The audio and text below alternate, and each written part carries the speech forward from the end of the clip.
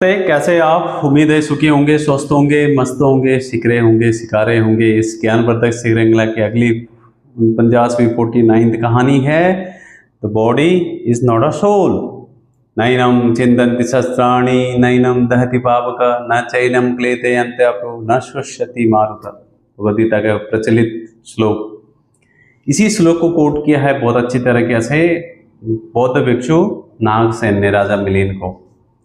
इस eastern philosophy में ब्रह्म कहा गया है, आत्म कहा गया है, जिसका कोई ना आदि है न कोई अंत है ना।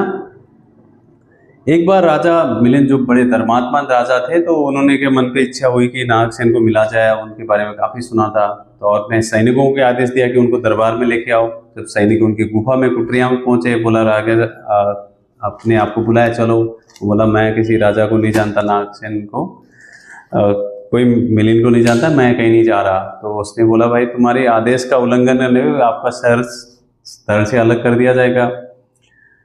तो बोला कि मेरा सर अलग हो जाएगा, मैं नहीं अलग होगा, मैं तब भी तुम्हारा राजा मिलिंद के धड़ सर से अलग होते देख सकता हूँ। तो सैनिक बड़े हैरान थे, पहले तो गुस्से हुए, फिर उसने बोला कि भाई ये क्या बोले ना मैं शरीर हूँ, ना मैं हाथ हूँ, ना मैं कान हूँ, ना मैं आँख हूँ।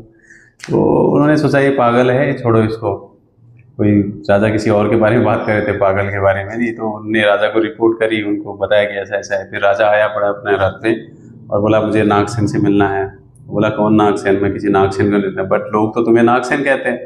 बोला कहते होंगे बट मैं थोड़ी ना हूँ नागसेन। तो बोला ना, तो फिर बोला ऐसा कैसे हो सकता है? तो प्रश्न प्रति प्रश्न किया राजा को कि बोला तुम ये रथ में आए हो, ये रथ किसका है?